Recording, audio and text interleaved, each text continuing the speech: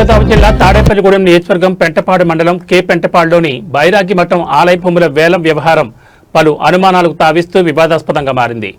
బైరాగి మఠానికి చెందిన సుమారు 350 ఎకరాల భూమిలో ఏలూరు జిల్లా పొంగుటూరు నియోజకవర్గం రావులపరు గ్రామ రెవెన్యూ పరిధిలో ఉన్న 85 ఎకరాల భూమి వేలంపై గ్రామస్తులు బహిరంగ వేలంపాట నిర్వహించాలని ఆలయ అధికారులను కోరినట్టు తెలిపారు. ఈ నెల 6వ తేదీ ఉదయం 11 గంటలకు వేలంపాట నిర్వహిస్తామని ప్రకటన విడుదల కావడంతో పాల్గొనేందుకు రైతులు గ్రామస్తులు పెద్ద సంఖ్యలో బైరాగి మఠం వద్దకు చేరుకోగా చివరి నిమిషంలో వేలంపాట రద్దు చేసినట్లు ఫిట్ పర్సన్ ప్రకటించడంతో అక్కడ ఉద్రిక్త పరిస్థితులు నెలకొన్నాయి. గతంలో ఉన్న పాటదారులు మళ్లీ తమకే భూమిని కేటాయించాలని ఆందోళన తెగడంతోనే వేలం నిలిపివేసినట్లు అధికారులు చెప్పడం చర్చనీయాంశంగా మారింది. అయితే ఆలయ అధికారులు వ్యవహరిస్తున్న తీరుపై పలువురు గ్రామస్తులు తీవ్ర అభ్యంతరాలు వ్యక్తం చేస్తూ పారదర్శకంగా బహిరంగ వేలంపాట నిర్వహించాలని డిమాండ్ చేస్తున్నారు. ఇదే అంశంపై రచ్చ మీడియా రావులపరు గ్రామానికి వెళ్లి గ్రామస్తుల అభిప్రాయాలు తెలుసుకోగా గతంలో సుమారు 37 మంది పాటదారులు కలిసి వేలంపాటను అడ్డుకుని రద్దు చేయించారని, అనంతరం మళ్లీ కొత్తగా వేలం నిర్వహిస్తామని అధికారులు హామీ ఇచ్చి మాట తప్పారని గ్రామస్తులు ఆరోపించారు. సంవత్సరానికి ఎకరాకు 50,000 నుంచి 60,000 వరకు ఆదాయం వచ్చే 85 ఎకరాల భూమిని కేవలం 21,000 నుంచి 30,000 మధ్యలోనే ప్రభుత్వానికి చెల్లిస్తూ సాగు చేస్తున్నారని, దీనివల్ల ప్రభుత్వానికి లక్షల రూపాయల ఆదాయం నష్టపోతుందని గ్రామస్తులు ఆవేదన వ్యక్తం చేశారు.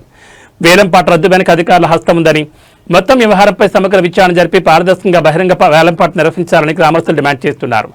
రావులపరు గ్రామ ప్రజల ఆరోపణలు, బైరాగి మఠం భూముల వేలం వివాదం, ప్రభుత్వ ఆదాయానికి జరుగుతోందని చెప్తున్న నష్టంపై పూర్తి వివరాలపై గ్రామస్తులతో మరిన్ని విషయాలు మా ప్రతినిధి శివప్రసాద్ అందిస్తారు.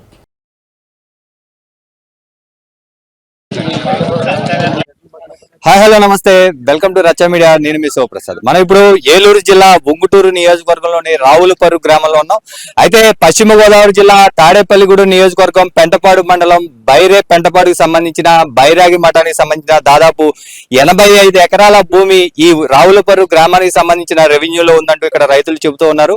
అయితే దీనికి సంబంధించి గత నెల 22వ తారీఖున నోటీస్ ఇచ్చి ఈ రోజు 6వ తారీఖున 6/6/2022 బహిరంగ వేలం ప్రకటన 3 సంవత్సరాలకు ఒకసారి జరిగే బహిరంగ వేలం ప్రకటన కూడా దేవాదాయ ధర్మాదాయ శాఖ నుంచి ఇవ్వడం జరిగింది. అయితే ఈ రోజు 11 గంటలకు జరగాల్సిన వేలం పాటలను రద్దు చేస్తూ అక్కడ అధికారులు అయితే చర్యలు తీసుకున్నారు. అయితే ఇక్కడ రైతుల వాదన మాత్రం కావాలనే కొన్ని కారణాలతోనే ఇక్కడ పాటను రద్దు చేశారని, వెంటనే వేలం పాటను నిర్వహించి మాకు న్యాయం చేయాలని కోరుతున్నారు. అయితే ఇది దాదాపుగా కొన్ని వందల సంవత్సరాల క్రితం నుంచి ఉన్న భూమి ప్రతి 3 సంవత్సరాలకు ఒకసారి కూడా పాటను నిర్వహిస్తూనే ఉన్నారు. అయితే ఈ 3 సంవత్సరాల కాలంలో ఏదైతే గత 3 సంవత్సరాల కాలంలో పాటదారులు ఎవరైతే ఉన్నారో మాకే మళ్ళీ ఆ భూములు చెందాలంటూ మాకే పాటను రెన్యువల్ చేయాలంటూ కోరినట్లుగా అక్కడ అధికారుల నుంచి కానీ ఇక్కడ రైతుల నుంచి కానీ వస్తున్న సమాచారం. అయితే రావులపల్లి నుంచి ఇక్కడ మనకి సంబంధించి రైతులు కావచ్చు, గ్రామస్తులు మనతో ఉన్నారు. అసలు ఇది ఎన్ని సంవత్సరాల క్రితం నుంచి ఈ పాట వ్యవహారం జరుగుతోంది, ఈసారి ఎందుకు రద్దయింది అనేది వారి మాటల్లోనే అడిగి తెలుసుకునే ప్రయత్నం చేద్దాం.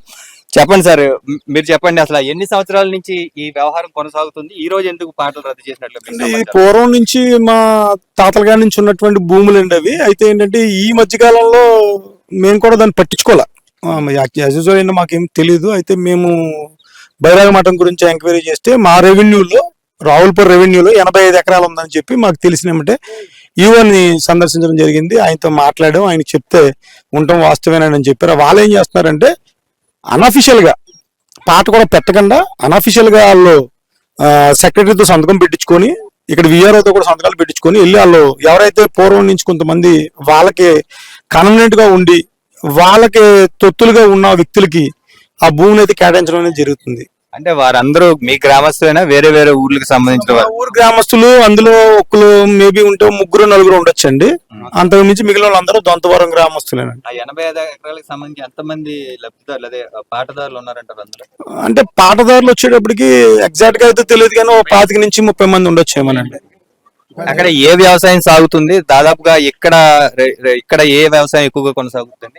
వరి అండి. వరి, చేపల చెరువులు అలాంటివి ఏమైనా ఉన్నాయి? వరికి సాధారణంగా ఇక్కడ ఉన్న రెవెన్యూలో, మీ రెవెన్యూ పరిధిలో సంవత్సరానికి ఎంత ఆదాయం వస్తుంది? ఒక సంవత్సరానికి కౌలుకి ఇస్తే ఎంత వరకు వస్తుంది సుమారుగా చెప్పండి. 65,000 దాకా వస్తుంది ఎకరానికి వచ్చి. ఇప్పుడు అక్కడ దేవస్థాన భూములకి ఎంత ఆదాయం వస్తుందని మీకు ఏమైనా ఐడియా ఉందండి? 34,000 నుండి 25,000 దాకా అక్కడ జరుగుతుందండి పాట. పొద్దున్న అక్కడ అడిగామండి ఈఓ గారిని, అసలు ఎంతకి మీరు ఇయర్లీ వచ్చి ఎంత కేటాయించారు, ఎంత ఇస్తున్నారని. అంటే వాళ్ళు చెప్పింది ఏంటంటే 25,000 నుంచి 30,000 లోపు పాట అయితే తీసుకుంటున్నాం ఎకరానికి వచ్చి. అంటే ఇయర్లీ 3 years వచ్చేటప్పటికి అది 75,000 80,000 ఆ రేంజ్ లో ఆ పాట అయితే వెళ్తుంది. ఇప్పుడు సాధారణంగా ఇప్పుడు పాట పెడితే ఎంతకి పాట వెళ్ళే అవకాశం ఉందంటారు సాధారణంగా? 100% 50 నుంచి 60 వేలు కంపల్సరీ వస్తాయండి. ఎందుకంటే వాళ్ళ భూములు బస్తాల రేట్లు పెరిగినాయి. ఇక్కడ కూడా అందరూ బయట తీసుకునే బయటలు మా ఊర్లో చాలా మంది ఉంగుటూరు రైతుల దగ్గర, మా ఊరు రైతుల దగ్గర ఎవరు చేసిన 35 బస్తాలు అలాగే కౌలు తీసుకొని చేస్తారు. ఇదేంటంటే దేవస్థానం భూమిని కావాలని చెప్పి అక్కడ డిపార్ట్మెంట్ కూడా ఇందులో ఇన్వాల్వ్ అయి ఉన్నారండి. వాళ్ళ యొక్క లొసుగు వల్లే వాళ్ళ ఈ వ్యవహారం అలా జరిగింది. ఎందుకంటే మేము 22వ తారీఖున పాట అన్నారు, అది మా విలేజ్ లో పెట్టాలి. మా విలేజ్ లో పెట్టకుండా దాన్ని మళ్ళీ మా విలేజ్ నుంచి డైవర్ట్ చేసి 6వ తారీఖు పోస్ట్ పోన్ చేశారు. ఇక్కడైతే లాండ్ ఆర్డర్ ఇష్యూ వస్తుంది, ఆ లాండ్ ఆర్డర్ గురించి అక్కడ పెడతామన్నారు. అక్కడ ఏం చేశారు, ఇవాళ సీన్ క్రియేట్ చేశారు. ఎలా అంటే వాళ్ళకి ఎవరైతే కొంచెం ఫేవరబుల్ గా ఉన్నారో ఒక 20-25 మందిని వాళ్ళు అరేంజ్ చేసుకుని వాళ్ళతో అబ్బాయి ఇది మాకు ఇంకో మాట అన్నారండి, మేము 90 సంవత్సరాల కౌలు కింద అట్లా కొనుక్కున్నాం, ఒకరి దగ్గర మేము కొనుక్కున్నాం, ఎప్పటి నుంచో మా తాతల కాంచి ఉన్నాయి మీకు మాకు అని చెప్పి వాళ్ళు వాదిస్తున్నా కూడా వాళ్ళు ఏదైనా ఖండన కూడా చేయకుండా మీరు ఏదైతే చెప్తున్నారో అది ఒక పేపర్ పరంగా రాసివ్వండి, మేము కమిషనర్ గారికి పంపిస్తా ఉన్నారు. అలా ఎలా కుదురుద్దండి? ఇది రావులపూర్ రెవెన్యూ, మీరు పాట ఎందుకు పెట్టరు, మీరు పెట్టినంటే ఖచ్చితమైనటువంటి రీజన్ మాకు చెప్పండి అని చెప్పి మేము అడగడం జరిగింది. ఆయన మాకు కూడా చెప్పింది ఏంటంటే మీరు ఏదైతే అడుగుతున్నారో మీరు కూడా పేపర్ రాసి ఉన్నాను. పేపర్ ఇస్తామండి, ఆల్రెడీ పేపర్ ఇవ్వబట్టే మీరు వచ్చారు. ఇప్పుడు వరకు మాకు ఏ విధమైనటువంటి మీరు చేయలేదు, మళ్ళీ అదే ధోరణి చేస్తున్నారంటే మేము కూడా పంపిస్తామండి, మేము మాట్లాడతామని దాటవేశారు అంతే. వాళ్ళ ప్రక్రియ అంతా కూడా ఏంటంటే ఆ క్షణంలో దాన్ని దాటవేయడానికి చేయవలసిన పనులన్నీ చేశారు. వాళ్ళు అధికారుల పాత్ర ఎంతవరకు ఉందని మీరు భావిస్తున్నారు? 100% అధికారుల పాత్రే ఉందండి అందులో. ఎందుకంటే వాళ్ళ నిర్లక్ష్య ధోరణం వల్లనే ఈ వ్యవస్థ ఇలా కంటిన్యూ అవుతుందండి. మీకు ఏం న్యాయం కావాలంటారు ఫైనల్? రావులపూర్ రెవెన్యూ, రావులపూర్ భూములు పాట అయితే పెట్టాలి, మేము కోరుకునేది అదొకటే.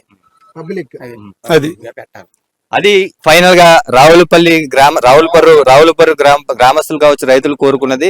దాదాపుగా తమ రెవెన్యూ పరిధిలోని ఈ ప్రభుత్వానికి సంబంధించి దేవాదాయ ధర్మాదాయ శాఖకి సంబంధించిన భూమి ఏదైతే ఉందో ఈ భూమికి సంబంధించి మా రైతులు ఇక్కడ వ్యవసాయం చేసుకునే అవకాశం కల్పించాలని ఇక్కడ అధికారులు కొంతమంది తమ తొత్తులుగా మారిన తర్వాత కొంతమంది ఆడిస్తున్న డ్రామాగా ఈ రోజు పాటను క్యాన్సిల్ చేశారని కూడా వారు చేస్తున్న ఆరోపణలు.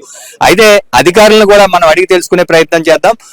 ఇక్కడ ఈ పాటను ఎప్పుడు నిర్వహిస్తారు, మరొకసారి ఈ దాదాపుగా ఇది లక్షల రూపాయల మేర ప్రభుత్వ ఆస్తికి కావచ్చు, ప్రభుత్వానికి వెళ్లే ఆదాయంలో కావచ్చు, దేవాదాయ ధర్మాదాయ శాఖకి వెళ్లే ఆదాయంలో గండిపడుతుందనే విషయం మాత్రం సుస్పష్టంగా కనిపిస్తున్నమాట.